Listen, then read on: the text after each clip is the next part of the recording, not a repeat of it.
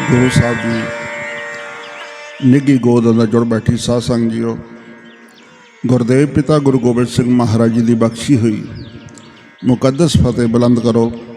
प्यार और अदब सहित आखो जी वाहिगुरु जी का खालसा वाहिगुरु जी की फतेह।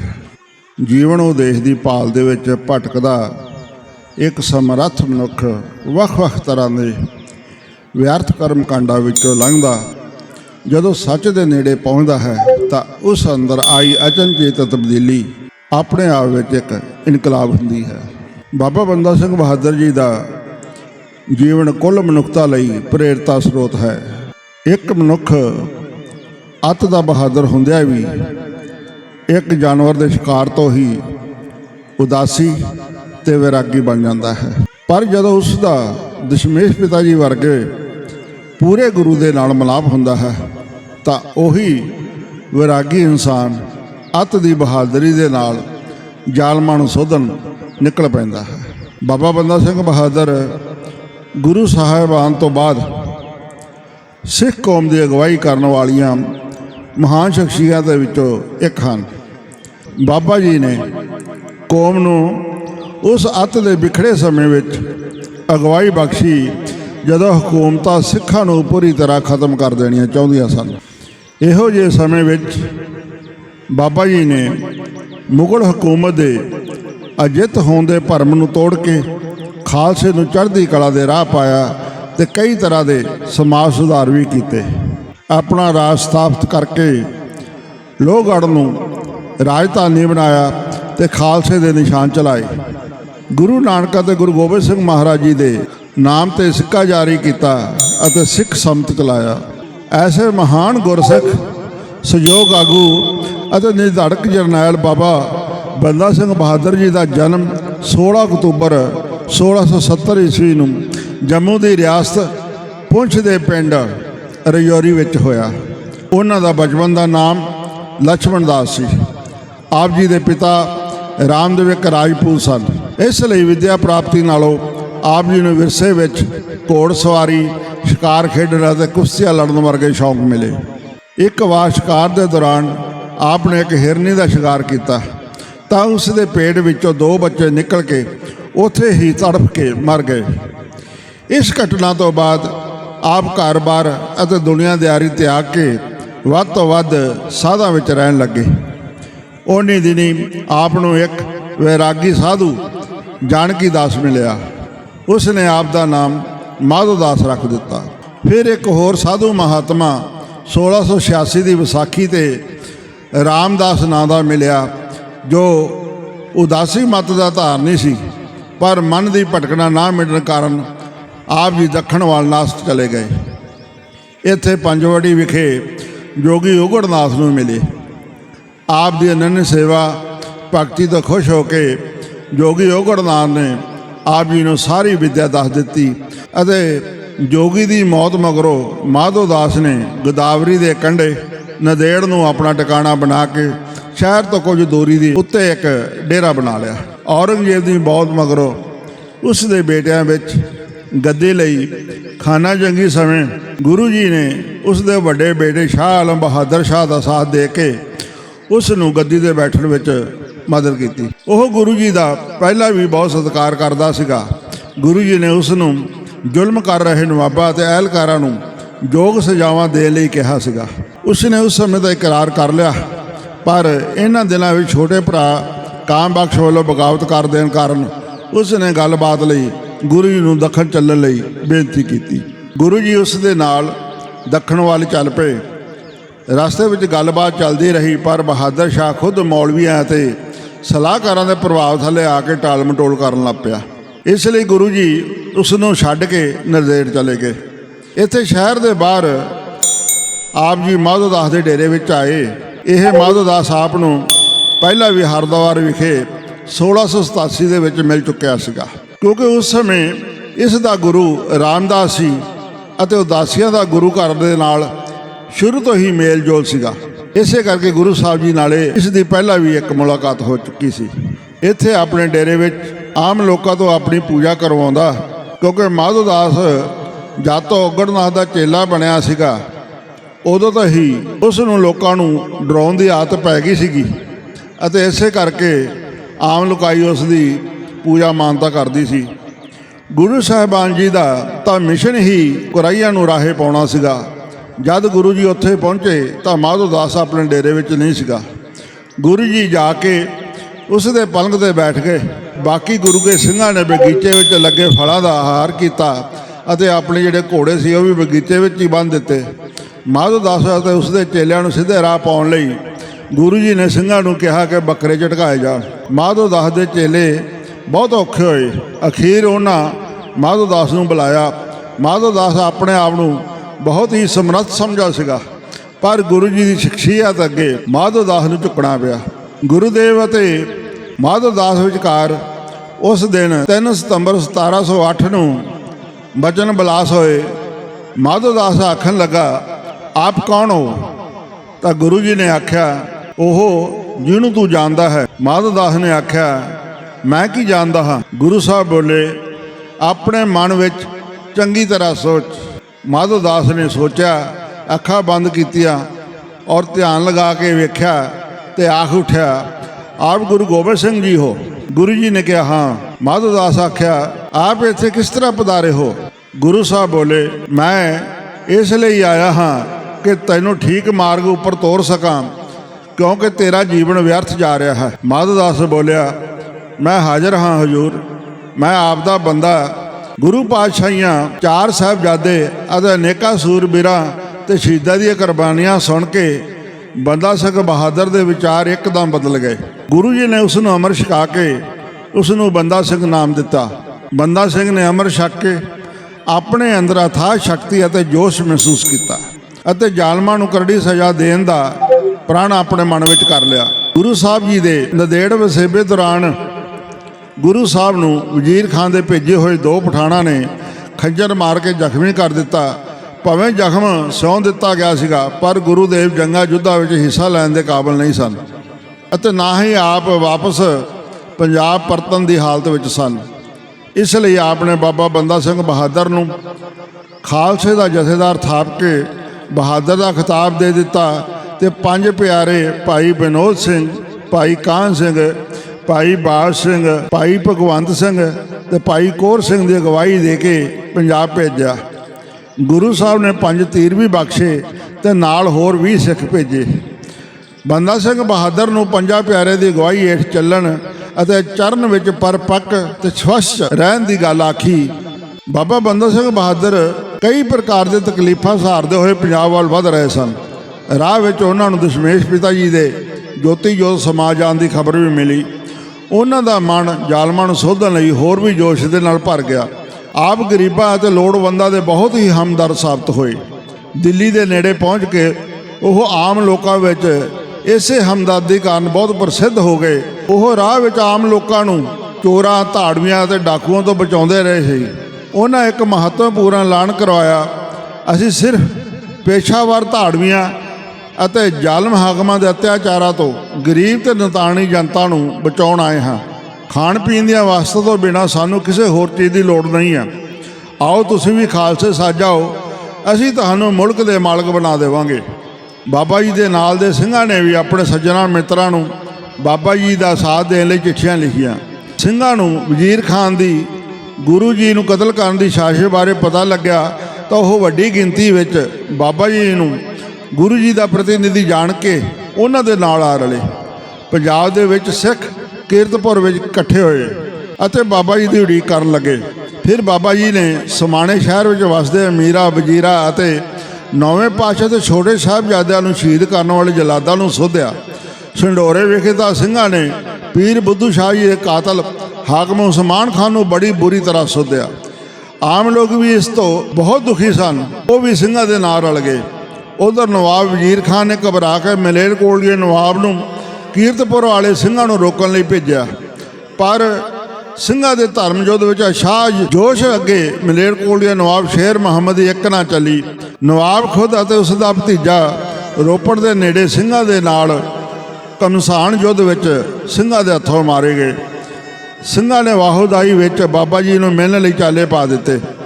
ਅੰਬਾਲੇ ਤੋਂ ਰੋਪੜ ਨੂੰ ਜਾ ਰਹੀ ਸੜਕ ਉੱਤੇ ਖੜ ਅਤੇ ਬਨੂਰ ਦੇ ਵਿਚਕਾਰ ਦੋਹਾਂ ਦਾਲਾਂ ਦਾ ਮਿਲਾਪ ਹੋਇਆ ਅਤੇ ਬੇਅੰਤ ਖੁਸ਼ੀਆਂ ਮਨਾਈਆਂ। ਉਧਰ ਵਜੀਦ ਖਾਨ ਵੀ ਬਹੁਤ ਘਬਰਾਇਆ ਹੋਇਆ ਸੀਗਾ। ਉਸ ਨੇ ਝੁਰਮਟਾਂ ਦੇ ਝੁਰਮਟ ਗਾਈਆਂ ਦੀ ਤਿਆਰੀ ਵਜੋਂ ਇਕੱਠੇ ਕਰ ਲਏ। ਬਾਬਾ ਜੀ ਨੇ ਸਿੰਘਾਂ ਨੂੰ ਕਿਹਾ ਕਿ ਵੱਧ ਤੋਂ ਵੱਧ ਕੋਸ਼ਿਸ਼ ਕਰਨੀ ਹੈ ਕਿ ਵਜੀਦ ਖਾਨ ਨੂੰ ਜਿੰਦਾ ਫੜਿਆ ਜਾਵੇ। 12 ਮਈ ਨੂੰ ਚੱਪੜਚਿੜੀ ਦੇ ਮੈਦਾਨ ਦੇ ਵਿੱਚ ਦੋਹਾਂ ਫੌਜਾਂ ਦਾ ਭੇੜ ਹੋਇਆ। ਘਮਾਸਾਨ ਯੁੱਧ ਕਾਰਨ ਬਾਬਾ ਜੀ ਨੇ ਖੁਦ ਫੌਜ ਦੀ ਕਮਾਨ ਸੰਭਾਲੀ। ਬਾਬਾ ਜੀ ਦੀ ਹੱਲਾਸ਼ੇਰੀ ਤੇ ਸਿੰਘ ਨਵਾਬਾਂ ਦੇ ਹਾਥੀਆਂ ਉੱਤੇ ਚੜ੍ਹ ਕੇ ਉੱਤੇ ਹੀ ਉਹਨਾਂ ਨੂੰ ਸੋਧਣ ਲੱਗੇ। ਹਾਥੀ ਮੁਗਲ ਸਰਦਾਰਾਂ ਸਮੇਤ ਪਿੱਛੇ ਨੂੰ ਭੱਜ ਰਹੇ ਸਨ। ਇਸ ਹਫੜਾ ਦਫੜੀ ਵਿੱਚ ਮੁਗਲ ਫੌਜ ਦਾ ਬਹੁਤ ਨੁਕਸਾਨ ਹੋਇਆ। ਫਿਰ ਇੱਧਰ ਬਾਬਾ ਬਾਜ ਸਿੰਘ ਦੇ ਸਾਹਮਣੇ ਵਜੀਦ ਖਾਨ ਆ ਕੇ ਡਟ ਗਿਆ। ਬਾਬਾ ਜੀ ਨੇ ਉਸ ਦਾ ਨੇਜਾ ਖੋਹ ਕੇ ਉਸ ਦੇ ਘੋੜੇ ਦੇ ਹੀ ਸਿਰ ਵਿੱਚ ਮਾਰਿਆ। ਦੂਜੇ ਪਾਸੇ ਭਾਈ ਫਤਿਹ ਸਿੰਘ ਨੇ ਮਿਆਨ ਵਿੱਚੋਂ ਕਿਰਪਾਨ ਧੂ ਕੇ ਵਜੀਦ ਖਾਨ ਦੇ ਇੰਨੀ ਬਹਾਦਰੀ ਅਤੇ ਜ਼ੋਰ ਦੇ ਨਾਲ ਮਾਰੀ ਕਿ ਉਹ ਮੋਢੇ ਤੋਂ ਲੈ ਕੇ ਕਮਰ ਤੱਕ ਚੀਰਦੀ ਹੋਈ ਨਿਕਲ ਗਈ। ਉਸ ਦੇ ਮਰਦਿਆਂ ਹੀ ਮੁਗਲ ਫੌਜਾਂ ਦੇ ਮੈਦਾਨ ਛੱਡ ਦਿੱਤੇ ਅਤੇ ਵਾਪਸ ਭੱਜ ਉੱਠੀਆਂ। ਸਿੰਘਾਂ ਨੇ ਜੋਸ਼ ਵਿੱਚ ਆ ਕੇ ਸਰਹੰਦ ਦੀ ਇੱਟ ਦੇ ਨਾਲ ਇੱਟ ਖੜਕਾ ਦਿੱਤੀ ਅਤੇ ਲੁੱਟਮਾਰ ਸ਼ੁਰੂ ਹੋ ਗਈ। ਪਰ ਬਾਬਾ ਜੀ ਨੇ ਲੁੱਟਮਾਰ ਤੋਂ ਮਨ੍ਹਾ ਕਰ ਦਿੱਤਾ। ਸਰਦਾਰ ਬਾਜ ਸਿੰਘ ਨੂੰ ਸਰਹੰਦ ਦਾ ਸੂਬੇਦਾਰ ਨਿਯੁਕਤ ਕਰ ਦਿੱਤਾ। ਸਰਹੰਦ ਦੀ ਜਿੱਤ ਦੇ ਨਾਲ ਸਿੰਘਾਂ ਦਾ ਦਬਦਬਾ ਬੈਠਣ ਕਰਕੇ ਕਈ ਮੁਸਲਮਾਨ ਅਮੀਰ ਵਜ਼ੀਰ ਤੇ ਨਵਾਬਾਂ ਨੇ ਵੀ ਬਾਬਾ ਬੰਦਾ ਸਿੰਘ ਬਹਾਦਰ ਦੀ ਈਨ ਮੰਨ ਲਈ। ਕਈਆਂ ਨੇ ਤਾਂ ਸਿੱਖ ਧਰਮ ਹੀ ਧਾਰਨ ਕਰ ਲਿਆ ਅਤੇ ਆਮ ਲੋਕ ਤਾਂ ਵੈਸੇ ਹੀ ਮੁਗਲ ਹਾਕਮਾਂ ਦੇ ਸਤਾਏ ਹੋਏ ਸਨ। ਸੋ ਉਹਨਾਂ ਸਿੱਖ ਧਰਮ ਧਾਰਨ ਕਰਨ ਵਿੱਚ ਹੀ ਆਪਣੇ ਵੱਡੇ ਭਾਗ ਸਮਝੇ। ਇਸ ਸਮੇਂ ਬਾਬਾ ਬਾਜ ਸਿੰਘ ਦੇ ਯਤਨਾਂ ਸਦਕਾ ਸੰਢੌਰੇ ਤੋਂ ਰਾਏਕੋਟ ਅਤੇ ਮਾਛੀਵਾੜੇ ਤੋਂ ਲੁਧਿਆਣੇ ਤੱਕ ਕਰਨਾਲ ਤੱਕ ਸਾਰੇ ਦਾ ਸਾਰਾ ਇਲਾਕਾ ਸਿੰਘਾਂ ਦੇ ਅਧੀਨ ਹੋ ਚੁੱਕਿਆ ਸੀਗਾ। ਸੋ ਹੁਣ ਬਾਬਾ ਬੰਦਾ ਸਿੰਘ ਬਹਾਦਰ ਨੇ ਰਾਜ ਪ੍ਰਬੰਧ ਅਤੇ ਸਮਾਜ ਸੁਧਾਰ ਵੱਲ ਧਿਆਨ ਦੇਣਾ ਸ਼ੁਰੂ ਕਰ ਦਿੱਤਾ। ਆਪ ਨੇ ਸੰਢੌਰੇ ਅਤੇ ਨਾਹਨ ਦੇ ਵਿਚਕਾਰ ਇੱਕ ਪਿੰਡ ਮੁਕਤਸਰਗੜ੍ਹ ਨੂੰ ਆਪਣੀ ਰਾਜਧਾਨੀ ਬਣਾਇਆ ਅਤੇ ਇਸ ਨੂੰ ਨਾਂ ਦਿੱਤਾ ਲੋਹਗੜ੍ਹ। ਇੱਥੇ ਹੀ ਗੁਰੂ ਗੋਬਿੰਦ ਸਿੰਘ ਮਹਾਰਾਜ ਦੇ ਨਾਂ ਦਾ ਸਿੱਕਾ ਵੀ ਜਾਰੀ ਕਰ ਦਿੱਤਾ ਗਿਆ। ਬਾਬਾ ਬੰਦਾ ਸਿੰਘ ਬਹਾਦਰ ਨੇ ਸਰਹੰਦ ਦੀ ਜਿੱਤ ਤੇ ਨਵਾਂ ਸੰਮਤ ਵੀ ਜਾਰੀ ਕੀਤਾ ਸੀਗਾ। ਬਾਬਾ ਜੀ ਨੇ ਆਪਣੇ ਰਾਜ ਵਿੱਚ ਜ਼ਿਮੀਂਦਾਰੀ ਦੀ ਲਾਹਨਤ ਨੂੰ ਮੁੜੋਂ ਹੀ ਖਤਮ ਕਰ ਦਿੱਤਾ। ਜ਼ਿਮੀਂਦਾਰਾਂ ਨੂੰ ਸੋਧ ਕੇ ਕਿਰਤੀਆਂ ਅਤੇ ਕਾਮਿਆਂ ਨੂੰ ਜ਼ਮੀਨਾਂ ਦਾ ਮਾਲਕ ਬਣਾਇਆ। ਸਦੀਆਂ ਤੋਂ ਦੁਕਾਰੇ ਗਏ ਗਰੀਬਾਂ ਅਤੇ ਕਾਮਿਆਂ ਨੇ ਸੁੱਖ ਦਾ ਸਾਹ ਲਿਆ ਅਤੇ ਉਹ ਪੂਰਨ ਸਵੈਮਾਨ ਨਾਲ ਜਿਉਣ ਲੱਗ ਪਏ। ਇਤਿਹਾਸਕਾਰਾਂ ਅਨੁਸਾਰ ਉਸ ਸਮੇਂ ਅਤ ਨੀਵਾਂ ਸਮਝਿਆ ਜਾਣ ਵਾਲਾ ਕੋਈ ਵੀ ਮਨੁੱਖ ਅਗਰ ਬਾਬਾ ਬੰਦਾ ਸਿੰਘ ਬਹਾਦਰ ਪਾਸ ਪਹੁੰਚ ਜਾਂਦਾ ਤਾਂ ਥੋੜ੍ਹੇ ਹੀ ਸਮੇਂ ਦੇ ਵਿੱਚ ਨਿਯੁਕਤੀ ਦਾ ਹੁਕਮ ਲੈ ਕੇ ਉਹ ਆਪਣੀ ਜਨਮ ਭੂਮੀ ਦਾ ਮਾਲਕ ਬਣ ਕੇ ਵਾਪਸ ਲੌਟਦਾ ਸੀਗਾ। ਬਾਬਾ ਜੀ ਦੀਆਂ ਲਗਾਤਾਰ ਜਿੱਤਾਂ ਨੇ ਸਿੱਖਾਂ ਦੇ ਹੌਸਲੇ ਬਹੁਤ ਬੁਲੰਦ ਕਰ ਦਿੱਤੇ ਸੀਗੇ। ਉਹਨਾਂ ਪੰਜਾਬ ਵਿੱਚ ਜਿੱਥੇ ਵੀ ਕਿਤੇ ਕਬਜ਼ਾ ਕੀਤਾ ਉੱਥੋਂ ਦੇ ਸਥਾਨਕ ਅਧਿਕਾਰੀਆਂ ਨੂੰ ਬਰਖਾਸਤ ਕੀਤਾ। ਸਾਰਾ ਪ੍ਰਬੰਧ ਆਪਣੇ ਹੱਥਾਂ ਵਿੱਚ ਲੈ ਕੇ ਹਕੂਮਤ ਕੀਤੀ। ਆਪਣੀਆਂ ਤਹਿਸੀਲਾਂ ਅਤੇ ਆਪਣੇ ਥਾਣੇ ਕਾਇਮ ਕੀਤੇ। 8,000 ਸਿੰਘਾਂ ਨੇ ਅੰਮ੍ਰਿਤਸਰ ਵਿਖੇ ਇਕੱਠ ਕਰਕੇ ਗੁਰਮਤਿ ਸੋਧੇ ਅਤੇ ਬਟਾਲਾ, ਕਲਾਨੌਰ ਅਤੇ ਪਠਾਨਕੋਟ ਤੱਕ ਜਾ ਕੇ ਇਹਨਾਂ ਨੇ ਕਬਜ਼ੇ ਕਰ ਲਏ। ਜੇ ਲਾਹੌਰ ਵੱਲ ਰੁਖ ਕੀਤਾ ਤਾਂ ਸ਼ਾਲੀਮਾਰ ਬਾਗ ਤੱਕ ਪਹੁੰਚ ਕੇ ਸ਼ਹਿਰ ਦੀ ਹੱਦ ਤੱਕ ਮਾਰ ਕੀਤੀ। ਇਹਨਾਂ ਹਮਲੇ ਦੀ ਲਪੇਟ ਵਿੱਚ ਬਹੁਤਾ ਕਰਕੇ ਸਿੰਘਾਂ ਨੇ ਵਿਗੜੇ ਹੋਏ ਕਰਮਚਾਰੀਆਂ ਅਤੇ ਮੁੱਲਾ ਮੌਲਵੀਆਂ ਨੂੰ ਅਤੇ ਪਹਾੜੀ ਰਾਜਿਆਂ ਨੂੰ ਸੋਧਿਆ ਅਤੇ ਆਮ ਲੋਕਾਂ ਦੀ ਹਮਦਰਦੀ ਜਿੱਤੀ। ਚੰਬੇ ਦੇ ਰਾਜੇ ਉਦੇ ਸਿੰਘ ਨੇ ਰਾਜਕੁਮਾਰੀ ਦਾ ਵਿਆਹ ਬਾਬਾ ਜੀ ਨਾਲ ਕਰ ਦਿੱਤਾ, ਜਿਸ ਦੀ ਕੁੱਖੋਂ ਅਜੇ ਸਿੰਘ ਦਾ ਜਨਮ ਹੋਇਆ। ਪਰ ਅਜਮੇਰ ਚੰਦ ਵਰਗੇ ਗੁਰੂ ਦੋਖੀ ਅਤੇ ਜ਼ਾਲਮ ਨੂੰ ਬਾਬਾ ਜੀ ਨੇ ਚੰਗੀ ਤਰ੍ਹਾਂ ਸੋਧਿਆ। ਮੌਲੀਆਂ ਵੱਲੋਂ ਬਾਬਾ ਜੀ ਦੀ ਚੜ੍ਹਤ ਤੋਂ ਘਬਰਾ ਕੇ ਜਦ ਜਹਾਜ਼ ਦਾ ਝੰਡਾ ਕੱਢ ਦੇਣ ਕਾਰਨ ਆਮ ਮੁਸਲਮਾਨ ਇਸ ਲੜਾਈ ਦੇ ਵਿੱਚ ਸ਼ਾਮਲ ਹੋਣ ਲੱਗੇ। ਮੁਗਲਾਂ ਦੀ ਸ਼ਕਤੀ ਦੇ ਵਿੱਚ ਵਾਧਾ ਹੋਇਆ, ਜਿਸ ਦੇ ਨਾਲ ਲੜਾਈ ਕਰਨ ਕਾਰਨ ਬਾਬਾ ਜੀ ਨੂੰ ਇੱਕ ਵਾਰ ਲੋਹਗੜ੍ਹ ਦਾ ਕਿਲ੍ਹਾ ਛੱਡਣਾ ਪਿਆ। ਬਾਬਾ ਜੀ ਲੋਹਗੜ੍ਹ ਦਾ ਕਿਲ੍ਹਾ ਛੱਡਣ ਤੋਂ 3 ਕੁ ਮਹੀਨਿਆਂ ਬਾਅਦ ਪਹਾੜਾਂ ਵਿੱਚੋਂ ਨਿਕਲ ਆਏ ਅਤੇ ਲਾਹੌਰ ਵਿੱਚ ਹੋ ਰਹੀ ਗੱਦੀ ਦੀ ਖਾਨਾ ਜੰਗੀ ਦਾ ਮੌਕੇ 'ਤੇ ਉਹਨਾਂ ਨੇ ਫਾਇਦਾ ਉਠਾਇਆ। ਕਲਾਨੌਰ ਅਤੇ ਬਟਾਲੇ ਨੂੰ ਫਿਰ ਆਪਣੇ ਅਧਿਕਾਰ ਹੇਠਾਂ ਲੈ ਲਿਆ।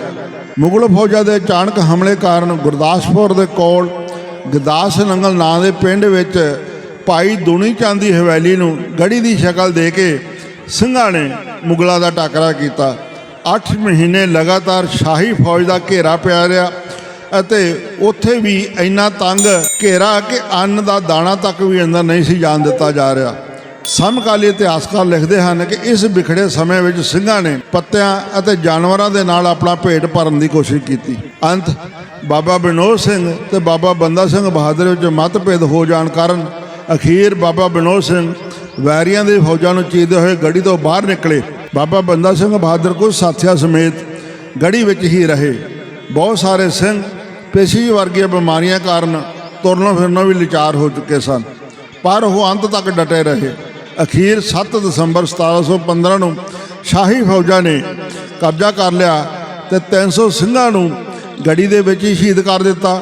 ਉਹਨਾਂ ਦੇ ਪੇਟਾਂ ਵਿੱਚ ਸੋਨੇ ਦੀਆਂ ਮੋਹਰਾਂ ਦੇ ਲਾਲਚ ਕਾਰਨ ਉਹਨਾਂ ਦੇ ਪੇਟ ਚੀਰ ਦਿੱਤੇ ਗਏ ਅਤੇ ਉਹਨਾਂ ਦੇ ਜਿਹੜੇ ਸਿਰ ਸੀਗੇ ਉਹਨਾਂ ਵਿੱਚ ਕਾਪੂਸ ਭਰ ਕੇ ਨੇਜਿਆਂ 'ਤੇ ਟੰਗ ਲਿਆ। 200 ਸਿੰਘਾਂ ਨੂੰ ਨਾਲ ਜਾਣ ਲਈ ਗ੍ਰਿਫਤਾਰ ਕਰ ਲਿਆ। ਗੁਰਦਾਸ ਨੰਗਲ ਦਾ ਪਿੰਡ ਅਤੇ ਭਾਈ ਦੁਨੀ ਚੰਦ ਦੀ ਗੜੀ ਢਾਹ ਦਿੱਤੀ ਗਈ, ਜਿੱਥੇ ਕਿ ਹੁਣ ਇੱਕ ਥੇ ਹੈ ਜਿਹਨੂੰ ਬੰਦੇ ਵਾਲੀ ਥੇ ਵੀ ਕਿਹਾ ਜਾਂਦਾ ਹੈਗਾ। ਕੈਦੀ ਸਿੰਘਾਂ ਨੂੰ ਲਾਹੌਰ ਤੋਂ ਦਿੱਲੀ ਲਿਜਾਣ ਦੀ ਡਿਊਟੀ ਜ਼ਕਰੀਆ ਖਾਨ ਦੀ ਲੱਗੀ। ਉਸ ਨੂੰ ਗ੍ਰਿਫਤਾਰ ਸਿੰਘਾਂ ਦੀ ਗਿਣਤੀ ਬਹੁਤ ਘੱਟ ਲੱਗੀ। ਹਜ਼ਾਰਾਂ ਬੇਗੁਨਾਹ ਸਿੱਖਾਂ ਨੂੰ ਉਸਨੇ ਕਤਲ ਕਰਕੇ 700 ਗੱਡੇ ਉਹਨਾਂ ਦੇ ਸਿਰਾਂ ਦੇ ਭਰ ਲਏ। 700 ਸਿੰਘਾਂ ਨੂੰ ਕੈਦ ਕਰਕੇ ਊਠਾਂ ਉੱਤੇ ਬੰਨ੍ਹ ਲਿਆ। ਕੈਦੀ ਸਿੰਘਾਂ ਨੂੰ ਬਾਬਾ ਬੰਦਾ ਸਿੰਘ ਬਹਾਦਰ ਦੀ ਤਰ੍ਹਾਂ ਪੈਰਾਂ, ਹੱਥਾਂ, ਲੱਕ ਅਤੇ ਗਲੇ ਤੋਂ ਸੰਗਲਾਂ ਨਾਲ ਜਕੜਿਆ ਹੋਇਆ ਸੀਗਾ। ਇਹਨਾਂ ਨੂੰ ਇਸੇ ਤਰ੍ਹਾਂ ਦੀ ਬੁਰੀ ਹਾਲਤ ਵਿੱਚ ਸਰਹੰਦ ਦੇ ਬਾਜ਼ਾਰਾਂ ਵਿੱਚੋਂ ਘੁਮਾਇਆ ਗਿਆ। ਫਿਰ ਇਸ ਜਲੂਸ ਨੂੰ ਦਿੱਲੀ ਵਿੱਚ ਹੋਰ ਵੀ ਵਹਿਸ਼ੀ ਤਰੀਕੇ ਦੇ ਨਾਲ ਪੇਸ਼ ਕੀਤਾ ਗਿਆ। ਜਲੂਸ ਵਿੱਚ ਸਭ ਤੋਂ ਅੱਗੇ 2000 ਸਿੰਘਾਂ ਦੇ ਸਿਰ ਨੇਜਿਆਂ 'ਤੇ ਟੰਗੇ ਹੋਏ ਸਨ ਅਤੇ ਉਹਨਾਂ ਦੇ ਜਿਹੜੇ ਕੇਸ ਸੀਗੇ ਉਹ ਹਵਾ ਵਿੱਚ ਉੱਡ ਰਹੇ ਸੀਗੇ। ਫਿਰ ਇੱਕ ਮਰੀ ਹੋਈ ਬਿੱਲੀ ਵੀ ਇਹਨਾਂ ਨੇ ਵਾਸਤੇ ਉੱਤੇ ਟੰਗੀ ਹੋਈ ਸੀ, ਇਹ ਦੱਸਣ ਦੇ ਵਾਸਤੇ ਕਿ ਸਿੰਘਾਂ ਦੇ ਕੀੜੇ ਦੇ ਵਿੱਚੋਂ ਇੱਕ ਬਿੱਲੀ ਵੀ ਜਿੰਦਾ ਅਸੀਂ ਨਹੀਂ ਰਹਿਣ ਦਿੱਤੀ। ਪਿੱਛੇ ਸਿੱਖਾਂ ਦੇ ਸਿਰਾਂ ਦੇ ਭਰੇ ਹੋਏ 700 ਗੱਡੇ, ਇਸ ਉਪਰੰਤ ਇੱਕ ਹਾਥੀ ਉੱਤੇ ਬਾਬਾ ਬੰਦਾ ਸਿੰਘ ਬਹਾਦਰ ਜੀ ਨੂੰ ਕੈਦ ਕੀਤਾ ਹੋਇਆ ਸੀਗਾ। ਉਹਨਾਂ ਦਾ ਮਜ਼ਾਕ ਉਡਾਉਣ ਲਈ ਉਹਨਾਂ ਨੂੰ ਲਾਲ ਰੰਗ ਦੀ ਸ਼ਾਹੀ ਪੋਸ਼ਾਕ ਪਵਾਈ ਗਈ ਅਤੇ ਸਿਰ ਉੱਤੇ ਤਿੱਲੇ ਵਾਲੀ ਪਗੜੀ। ਪਿੰਜਰੇ ਦੀ ਰਾਖੀ ਵਿੱਚ ਇੱਕ ਅਫਸਰ ਨੰਗੀ ਤਲਵਾਰ ਲੈ ਕੇ ਉਹਨਾਂ ਦੇ ਨਾਲ ਚੱਲ ਰਿਹਾ ਸੀਗਾ। ਇਸ ਤੋਂ ਇਲਾਵਾ ਊਠਾਂ ਦੇ ਉੱਤੇ 2-2 ਦੀ ਗਿਣਤੀ ਵਿੱਚ 740 ਸਿੱਖ ਸਨ। ਉਹਨਾਂ ਦੇ ਮੂੰਹ ਉੱਤੇ ਕਾਲਖ ਮਲੀ ਹੋਈ ਸੀਗੀ। ਉਹਨਾਂ ਦੇ ਸਿਰ 'ਤੇ ਭੇਡ ਦੀ ਖੱਲ ਦੀਆਂ ਨੋਕਦਾਰ ਟੋਪੀਆਂ ਪਵਾਈਆਂ ਹੋਈਆਂ ਸਨ, ਜਿਨ੍ਹਾਂ ਨੂੰ ਸ਼ੀਸ਼ੇ ਦੇ ਮਣਕਿਆਂ ਦੇ ਨਾਲ ਸਜਾਇਆ ਹੋਇਆ ਸੀ। ਕੁਝ ਉੱਘੇ ਸਿੰਘਾਂ ਨੂੰ ਭੇਡ ਦੀ ਖੱਲ ਵੀ ਪਵਾਈ ਹੋਈ ਸੀ, ਜਿਸ ਦੇ ਵਾਲ ਬਾਹਰ ਵੱਲ ਨੂੰ ਸਨ ਅਤੇ ਸਿੰਘ ਰਿਸ਼ਾ ਵਾਂਗੂ ਲੱਗਦੇ ਸਨ। ਸਭ ਤੋਂ ਪਿੱਛੇ ਤਿੰਨੇ ਅਮੀਰ ਮੁਹੰਮਦ ਅਮੀਨ ਖਾਨ, ਕਮਰੂਦੀਨ ਖਾਨ ਅਤੇ ਜ਼ਕਰੀਆ ਖਾਨ ਸਨ। ਸਿੱਖਾਂ ਨੇ ਇਹ ਸਾਂਗ ਵਹਿਸ਼ੀਆ ਸਲੂਕ ਅਕਾਲ ਪੁਰਖ ਦੀ ਰਜ਼ਾ ਸਮਝ ਕੇ ਸਿਦਕ ਅਤੇ ਸ਼ਰਧਾ ਦੇ ਨਾਲ ਪ੍ਰਸੰਨ ਮੁਖ ਹੋ ਕੇ ਸਹਾਰਿਆ। ਉਹ ਊਠਾਂ ਉੱਤੇ ਬੰਨੇ ਵੀ ਸ਼ਬਦ ਗਾਇਨ ਕਰ ਰਹੇ ਸਨ। ਉਹਨਾਂ ਨੂੰ ਕੋਈ ਸ਼ਰਮਿੰਦਗੀ ਜਾਂ ਕੋਈ ਉਦਾਸੀ ਨਹੀਂ ਸੀਗੀ। 5 ਮਾਰਚ 1716 ਨੂੰ ਦਿੱਲੀ ਵਿੱਚ ਤਿਰਪੋਲੀਆ ਦਰਵਾਜ਼ੇ ਦੇ ਚਬੂਤਰਾ ਕੋਤਵਾਲੀ ਦੇ ਸਾਹਮਣੇ ਸਰਬਰਾ ਖਾਨ ਨੇ ਸਿੰਘਾਂ ਦਾ ਕਤਲੇਆਮ ਸ਼ੁਰੂ ਕਰ ਦਿੱਤਾ। ਰੋਜ਼ 100 ਸਿੰਘ ਸ਼ਹੀਦ ਕੀਤੇ ਜਾਂਦੇ, ਪਰ ਇਹਨਾਂ ਵਿੱਚੋਂ ਕਿਸੇ ਇੱਕ ਨੇ ਵੀ ਧਰਮ ਨਹੀਂ ਛੱਡਿਆ, ਸਗੋਂ ਇੱਕ ਦੂਜੇ ਤੋਂ ਪਹਿਲਾਂ ਸ਼ਹੀਦੀਆਂ ਪਾਉਣ ਲਈ ਅੱਗੇ ਆਏ। ਇਹਨਾਂ ਦੀਆਂ ਸ਼ਹੀਦੀਆਂ ਤੋਂ 3 ਮਹੀਨੇ ਬਾਅਦ 9 ਜੂਨ 1716 ਨੂੰ ਬਾਬਾ ਬੰਦਾ ਸਿੰਘ ਬਹਾਦਰ ਨੂੰ ਉਹਨਾਂ ਦੇ ਬੱਚੇ ਅਜੇ ਸਿੰਘ ਅਤੇ ਸਾਥੀਆਂ ਸਰਦਾਰ ਬਾਜ ਸਿੰਘ, ਫਤਿਹ ਸਿੰਘ, ਅਲੀ ਸਿੰਘ, ਸਰਦਾਰ ਗੁਲਾਬ ਸਿੰਘ ਸਮੇਤ ਦਿੱਲੀ ਦੇ ਲਾਲ ਕਿਲੇ ਵਿੱਚੋਂ ਕੱਢ ਕੇ ਸਰਬਰਾ ਖਾਨ ਕੋਤਵਾਲ ਅਤੇ ਇਬਰਾਹਿਮਉਦੀਨ ਖਾਨ ਮੀਰ ਆਤਿਸ਼ ਦੀ ਨਿਗਰਾਨੀ ਦੇ ਵਿੱਚ ਜਲੂਸ ਦੀ ਸ਼ਕਲ ਵਿੱਚ ਕੁਤਬ ਮੀਨਾਰ ਦੇ ਕੋਲ ਖਵਾਜਾ ਕੁਤਬਉਦੀਨ ਬਖਤਿਆਰ ਕਾਕੀ ਦੇ ਰੋਜੇ ਪਾਸ ਲਿਜਾਇਆ ਗਿਆ। ਉਸ ਵੇਲੇ ਬਾਬਾ ਬੰਦਾ ਸਿੰਘ ਬਹਾਦਰ ਨੂੰ ਬੇੜੀਆਂ ਨਾਲ ਜਕੜ ਕੇ ਤਿੱਲੇ ਵਾਲੀ ਕੱਢੀ ਹੋਈ ਲਾਲ ਪਗੜੀ ਤੇ ਤਿੱਲੇਦਾਰ ਲਾਲ ਪੋਸ਼ਾਕ ਪਵਾਈ ਹੋਈ ਸੀਗੀ ਅਤੇ ਹਾਥੀ ਉੱਤੇ ਬਿਠਾਇਆ ਹੋਇਆ ਸੀਗਾ। ਦੂਜੇ ਪਾਸੇ 26 ਸਿੰਘ ਸੰਗਲਾਂ ਦੇ ਨਾਲ ਜਕੜੇ ਹੋਏ ਸਨ ਅਤੇ ਉਹਨਾਂ ਦੇ ਨਾਲ ਚੱਲ ਰਹੇ ਸਨ। ਬਾਬਾ ਜੀ ਨੂੰ ਹਾਥੀ ਤੋਂ ਉਤਾਰ ਕੇ ਜ਼ਮੀਨ 'ਤੇ ਬਿਠਾ ਦਿੱਤਾ ਗਿਆ। ਬਾਬਾ ਜੀ ਨੇ ਸੱਚੇ ਸਿੱਦਕੀ ਸਿੰਘਾਂ ਦੀ ਤਰ੍ਹਾਂ ਮੌਤ ਨੂੰ ਖੁਸ਼ੀ-ਖੁਸ਼ੀ ਕਬੂਲ ਕੀਤਾ। ਉਹਨਾਂ ਆਖਿਆ ਕਿ ਉਹ ਆਪਣੇ 4 ਸਾਲ ਦੇ ਬੱਚੇ ਅਜੇ ਸਿੰਘ ਨੂੰ ਕਤਲ ਕਰਨ। ਬਾਬਾ ਜੀ ਨੇ ਇਸ ਗੱਲ ਤੋਂ ਇਨਕਾਰ ਕਰ ਦਿੱਤਾ। ਫੇਰ ਕੀ ਸੀ, ਜਲਾਲ ਨੇ ਇੱਕ ਲੰਮੇ ਛੁਰੇ ਦੇ ਨਾਲ ਬੱਚੇ ਦੇ 2 ਟੋਟੇ ਕਰ ਦਿੱਤੇ ਅਤੇ ਉਸ ਦਾ ਤੜਫਦਾ ਹੋਇਆ ਦਿਲ ਕੱਢ ਕੇ ਬੰਦਾ ਸਿੰਘ ਬਹਾਦਰ ਦੇ ਮੂੰਹ ਵਿੱਚ ਤੁੰਨ ਦਿੱਤਾ। ਸ਼ਾਬਾਸ਼ ਹੈ ਬੰਦਾ ਸਿੰਘ ਦੇ ਕਿ ਉਹ ਇਹ ਸਭ ਕੁਝ ਅਡੋਲ ਰਹਿ ਕੇ ਵਾਹਿਗੁਰੂ ਦੀ ਰਜ਼ਾ ਸਮਝ ਕੇ ਜਰ ਗਏ। ਹੁਣ ਮੁਗਲਾਂ ਨੂੰ ਵਿਸ਼ਵਾਸ ਹੋ ਗਿਆ ਸੀਗਾ ਕਿ ਬੰਦੇ ਨੂੰ ਕਿਸੇ ਵੀ ਤਰ੍ਹਾਂ ਤੋਂ ਧਰਮ ਤੋਂ ਡਿੱਗਿਆ ਨਹੀਂ ਜਾ ਸਕਦਾ।